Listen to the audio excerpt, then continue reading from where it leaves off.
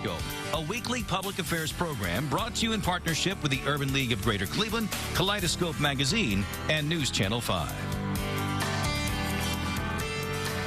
Good morning, everyone. The Executive Director of the Commission on Economic Inclusion, Greater Cleveland Partnership, Andrew Jackson, is with me this morning. He'll talk about the Commission's Minority Business Accelerator Program. Then later on, Lou Acosta will talk about the publication of a directory for Northeast Ohio's Hispanic community. And later in the broadcast after that, we'll hear from Jeanette Timmons and Takara Ray about a program that's making math fun for students. That's a good thing. Good morning. This is Kaleidoscope. I'm Leon Bibb, and so we begin. Beginning with Andrew Jackson, Executive Director of the Commission on Economic Inclusion. Good to be with you. Glad to be here. How many people call you Mr. President or something like that? You hear that all the time. Every once in a while I get that. Andrew Jackson, named after the president. Good to have you with us, my friend. Tell me, what is the Minority Business Accelerator Planning and Estimating Room now? Okay. Talk a little bit about that, because you're with the you're Executive Director of the Commission on Economic Inclusion. Well, I'll begin there. What is the Commission on Economic Inclusion? The Commission was a program created about 10 years ago by Lou Stokes and Sandy Cutler, the current CEO of Eaton Corporation. And it was created to bring about economic inclusion in Northeast Ohio for groups that are typically underrepresented in our region. And so our goal is to bring about economic inclusion, just not inclusion. So we want to see minorities create wealth, jobs, and future businesses in Northeast Ohio. We all want to be included economically. That's right. If there's money to be distributed, we all want a piece of the action. That is the American way. That's probably the world way, right? That'd be correct. Yeah. So tell me about this now. You're looking specifically at minorities in certain areas. How are you looking, and what are you doing to include minorities in this economic inclusion and expansion? Okay. As you know, there's a significant amount of construction going on in Northeast Ohio now. The number over the next 3 to 5 years is about $6.8 billion. So if we were able to just garner a small portion of that for minority businesses and minority contractors and laborers, we think we can make a wonderful impact in Northeast Ohio by allowing contractors to grow their businesses, allowing laborers to join those jobs and create opportunities for them to feed their families and make money. Yeah, I know you've got something called the Minority Business Accelerator Planning and Estimating Room. What is that? I have an accounting background, so I tell people all the time that if you estimate the job at the beginning and you're not making any money, chances are at the end you're going to not make any money. And oftentimes we see complex projects needing huge estimates being performed. So we created a room called the Minority Business Accelerator Estimating Room. It's 3,500 square feet located in Tower City, and it was graciously, the space was graciously contributed to us by the Ford City Enterprises group. And we've created a room where minorities have the opportunity to come to our room, get a copy of the blueprints that are on these major projects, and have a professional estimator work with them to get the estimate done, so that they can get some precise numbers for the job. So minority organizations can come to you, minority companies can come to you. Yes. What's the process? How do they come to you? How do they make a linkage with you? Just a phone call? They reach out to the Greater Cleveland Partnerships Commission on Economic Inclusion. That number is area code 216-592-2331. They call and talk about they want to be on a project, and we bring them into our organization, do an assessment of what they're doing, and work with them to try to get resources to help them. We've got that number on the screen, which is vital for people to contact you. You and I were just chatting. It's kind of a joke thing, but it's the truth. I've got a $20 bill, fortunately today, Right. and on it is a picture of Andrew Jackson. Your name is Andrew Jackson, but your goal is to get people to understand that, although that's not your picture, you can get your thumbprint, you can get your hand on a $20 bill. That's what it's all about, right? Yes, and some 50s and some 100s as well. That's what we want. Yes. So I know when people ask for your business card, you often jokingly give them a $20 bill. That's my form of ID. That's your form of ID. But the goal is to get as many of these in your pocket as possible. That's right. If you are in the business community, right? That's right. So what do you tell people when they start? Where do you begin when they come to you and say, include me in economic expansion? Right. What do you tell them? I tell them first, I want you to be a good business not a minority business. I want you to be a good business that happens to be minority. That's important. And that the first thing you need to do is understand your business very well and understand the true cost of your business. That is direct labor, direct material, and overhead. And oftentimes we understand direct labor and direct material, but we don't understand the overhead to run our business. Like you have to pay for the gas, the light, the water, the accountant, and the people who work for you other than the people who deliver your services. You need to get your true costs down. So you run them through all of these ins and outs of business. Yes. A lot of people do not, let me ask it this way, do a lot of people not run through the ins and outs of business before they try to get in business? I think that particularly for minority businesses, a lot of us are first-generation businesses. And for the more mature businesses in town, they do a great job of that. We have some good minority firms around town who don't need this kind of support, but there are others who are first-generation businesses, and they need that support because the first time they've been in business, they're learning as they go. And once you get to the second generation, they know those things, but the first generation's tough. Andrew Jackson, Executive Director of the Commission on Economic Inclusion. Is there a cost when people come to you with this? It's a good question. The Accelerator program is funded by a group called the Fund for Our Economic Future and the Cleveland Foundation. And it's particularly for a segment of minorities who are $2.5 million or greater. So those MBEs can come to the program at no cost. Other MBEs who are less than that or have businesses that are not creating that much in revenue can still come, and we'll subsidize that cost for them. It is not the full cost of being at the center. Yeah. How long have you been doing this? I've been at the commission for four and a half years now, going on 5. What's your background? I used to be a partner with a large consulting firm called Accenture. I had a 25-year career in consulting, and I spent 5 years working in banking prior to coming to the Greater Cleveland Partnership. I imagine you've helped people along the way, and the feedback has been positive. I would like to believe that. That's the truth, though, isn't That's it? right. I hope so. Okay. Well, Andrew Jackson, people can contact you at 592-2331, or you can go to this website. I think we've got that on the screen, at the bottom of the screen, commission-inclusion.com. Yes. Commission-inclusion.com. You're located in Tower City. That's right, in the old Higbee building. In the old Higbee building? Yes. Soon to be a casino. That would be correct. Yeah, okay. We're moving out. So yeah, you're moving out. The casino's moving in. That's you see financial stability there? Things are going to be good? I think so. Okay. All right. Good deal. Andrew Jackson, many thanks. Good to have you on the broadcast, my friend. Good to see you. His face is on the $20 bill, or somebody's face is on the $20 bill somewhere. Andrew Jackson. Back in a moment. This is Kaleidoscope. I'll take a break.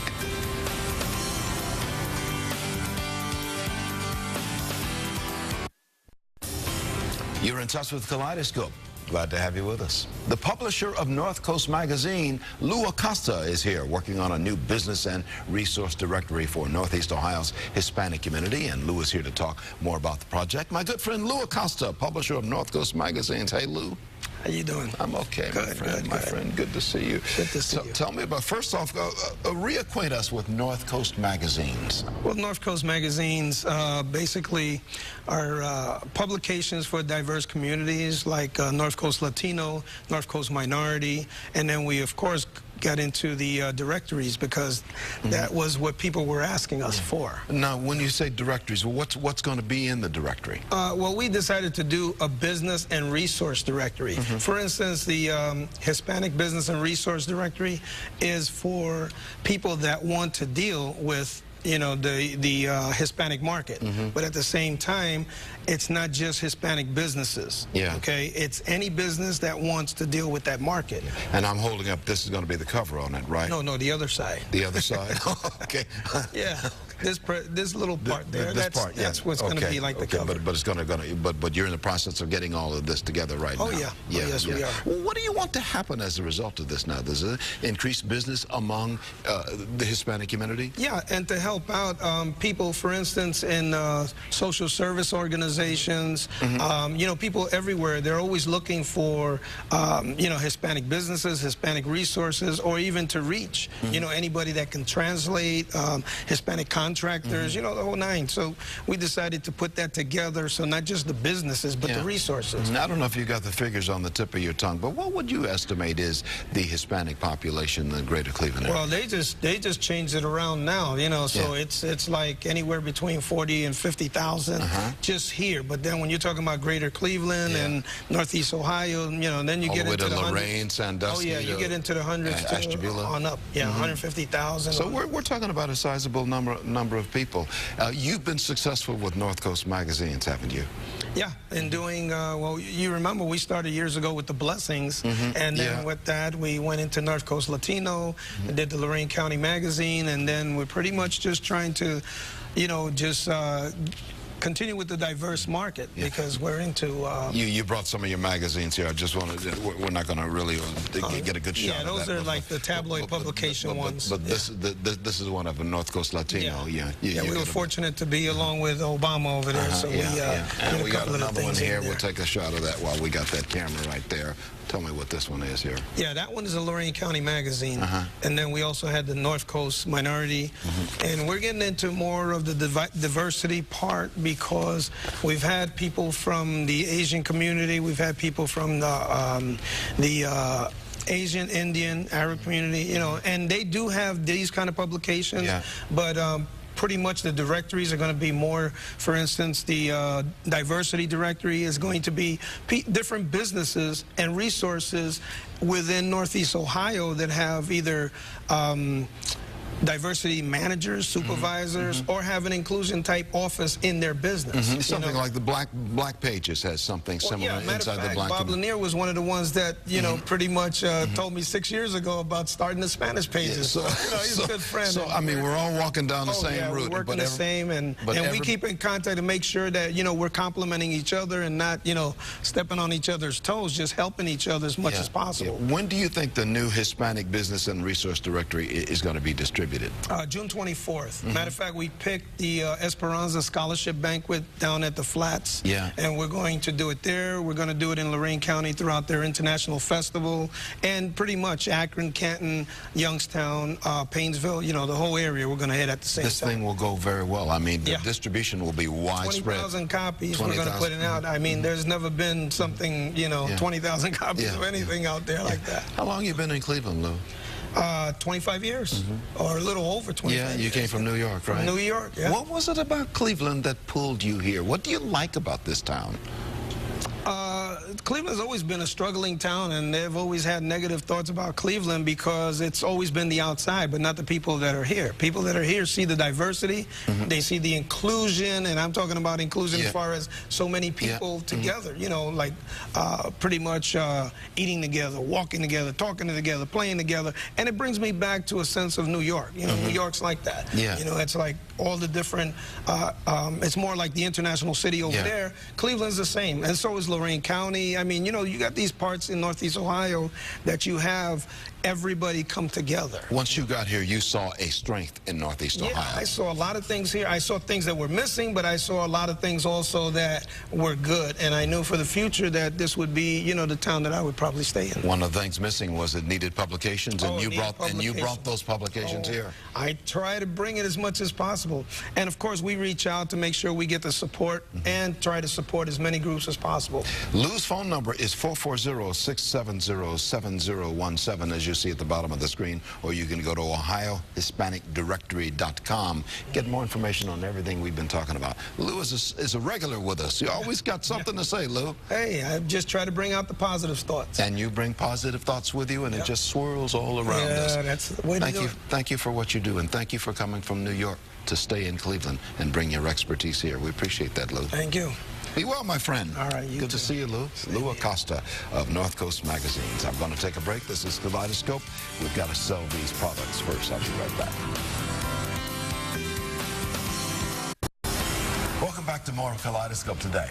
Math Monkey helps students excel in math. Owner Jeanette Timmons and Warner Girls Leadership Academy teacher Takara Ray are here to talk more about the program and how it is helping students. Takara Ray, who's a teacher at Warner Girls Leadership, sitting next to me, and Jeanette Timmons, who's owner of Math Monkey Solon, sitting on the outside there. So good to have you both with us. Thank you. It's quite a title, Math Monkey. Now you'll have to tell us what Math Monkey is. Well, it's a math enrichment program, so kids come for classes 1 hour a week, either after school or on Saturdays. We have an Ohio licensed teacher in the classroom who's been trained in the Math Monkey techniques, and we have an assistant or 2 assistants depending on how many kids. The biggest the class can be is 10 kids, so they get a lot of attention. Yeah, and we're going to have a little show and tell here with Math Monkey in just a moment. Takara, let's bring you in. How has this program helped your students at Warner Girls Leadership Academy with mathematics? The biggest help is that students see that math can be fun. I think that a lot of times students feel that it's this long drawn-out process, but Math Monkey teaches fun ways and different techniques to do normal math problems that we would normally teach them in the classroom. Jeanette, what makes Math Monkey unique? It is that it's a game-based environment. We also we want them to have calculation skills at their fingertips. We don't want them to rely on a calculator. So we teach mental math techniques, number sense, and critical thinking skills. So, you know, everybody can learn just the process of multiplication or the process of division, but it's more important to incorporate it and to integrate it so that you really have number sense and can apply it. I wish you were around when I was in elementary school. I was having trouble with 2 plus 2. So let's bring in the Math Monkey here. All right. Okay. So for instance, how does this work? Well, we don't. You know, the kids are in school all day. They're sitting at their desks. So we want to get them out of their seats. We want them to be more engaged in their learning. So we found if they're playing games while they're doing the math, they're more engaged. They retain the knowledge and can apply it. So this is what we call monkey mouth. The kids do math problems at their desk. They might be on teams. When they're done with their math problems, they get to come up, throw a coconut in the basket. We got a coconut here. Coconut right there. Yeah, we throw the coconut in the basket. Very good. Banana in the mouth. And we count the bananas. We count. got 3. We one banana in the mouth. Exactly. They have to add up their score, and we've got monkeys on the target. Now, on the bottom. Wait a minute. You got to be careful because you don't want monkeys in the mouth because monkeys don't eat monkeys. So there you go. All of this is so the kids. This is a way to learn to count and things like that. And add their scores up and keep team score, and they're also doing math before they get to play the game. Now, Takara, what age group would this go for? This actually goes from the youngest to some of the 6th graders. You wouldn't believe it, but they really like the games and throwing. So we give they really like that, and it helps them to learn to count and add and divide and all those kinds of things. Exactly. Yeah, I don't want to put words in your mouth. I'm going to put bananas in the Math Monkey's mouth. Right. Okay, let's take Math Monkey. Let's lay him over there somewhere. We may bring him back by popular demand. Right. Tell me how this really helps. Now, we've had some fun with this, but this really helps the kids, right? Yes. We teach them different techniques like magic of 11, the rule of 9s. So there's different techniques to do mental math so that students won't have to use calculators. And when you can do mental math, you really understand the math, as Jeanette stated earlier. Calculators, I can put it in, but I might not know the functions of how it actually works. And you run Math Monkey in Solon. I mean, tell me about the operation in Solon. The kids really love to come. That's the best part. You know, they don't hesitate to come week after week. They love it. They just can't get enough of it. You know, it's a bit of a social atmosphere. They do a lot. They encourage each other to do a lot of math problems. They don't even realize that they're doing the math. Is this like a tutoring operation where you help we them? call it enrichment because it is a class environment. So, you know, it's parents who understand that kids' math skills really need to be improved in this country. You know, we need to compete with other countries who are doing a better job. So we bring in a lot of Indian techniques, a lot of Singapore techniques, and incorporate it with the best that the West has to offer. Every time I balance my checkbook or add or subtract from the checkbook, I try to do it mentally. I mean, I do it, you know, the old long division, addition and subtraction way. I may go back and check it with the calculator, and if it all comes out, I say, yes, I'm right on. And I thank all my teachers that I had back in the Cleveland school system a long time ago for helping with the mathematics. Leave us with a thought on why this is important for you, Takara. Math and Math Monkey is important for me because I feel that students in an urban district are sometimes not given all the opportunities that are available out there. And I really believe that Math Monkey, working at Warner Girls Leadership Academy on Saturdays, we had students come to school on Saturdays, shows that they want to learn. So we as teachers and administrators need to help them and give them the opportunities to learn. Let me put a phone number on the screen, 440-914-0060. And that is that to Math Monkey? That's to Math Monkey. Math Monkey Solon. And we got a phone number of 206-4620. Is that? And that is the number to Warner Girls Leadership Academy. And so the bottom line is these youngsters, Jeanette, they have to understand mathematics in our last 10 seconds. They've got to understand mathematics. They're going to need this all of their lives. Exactly, exactly. So we're preparing them to love math for their whole life. You need to know it. So when you get your paycheck, it's all right there because you added it up. You don't want to get, you don't want a mistake there on the boss's part. And being good at math is going to get them that paycheck. Okay, that's true. Yes. Amen to that. Takara Reyes, a teacher at Warner Girls Leadership Academy, and Jeanette Timmons, owner of Math Monkey Solon. Thanks so much for being here. Thank you very much. Good to have you with us. And thank the Math Monkey for coming along too. He was a lot of fun. Yeah. Thank you. I got to take a break. I'll be right back. Here's Marsha Maccabee of the Urban League. She always brings us a commentary at the end of each broadcast, and good to have you here today again. Thank you, Leanna. It's good to be here. What I want to share today is some great announcements about upcoming summer activities. You know, it's usually this time of year that parents are thinking about, oh, the children are going to be out for the summer, and what kinds of things are there, you know, for them. So one of the things that I just really want to do is just encourage people to start looking, if they, you know, if you haven't already landed on a summer plan by the time we air, you really want to move quickly because it's important to have really productive things for young people to do in the summer. At the Urban League, as a matter of fact, we're going to have a program called Digital Connectors, and we're so excited about it. It's a 6-week program that's going to begin the second week of June, where young people are going to be learning all about computer skills. They're also going to be introduced to Cisco training, and during that time they're going to be going out into community sharing what they learned with others. So there's sort of a community service component, and there are wonderful perks that come with that program. So we're very excited about that. And then for our younger students who are going to be finishing up the 8th grade and going into ready to start high school in the fall, there's a great summer program for them as well. So they need to be in programs throughout the summer. I mean, it's a vacation period, but we need to be taking advantage of those months away from the traditional school to get some specialized training for all our kids. Absolutely. And most really good summer programs have a lot of fun components. They have field trips and they have other things, but engaging students to make sure that they are able to retain learning and gain additional skills is really important. Okay, certainly is. As I said, words of wisdom always from Marsha Maccabee. We'll both say so long. Kaleidoscope, a weekly public affairs program brought to you in partnership with the Urban League of Greater Cleveland, Kaleidoscope Magazine, and News Channel 5.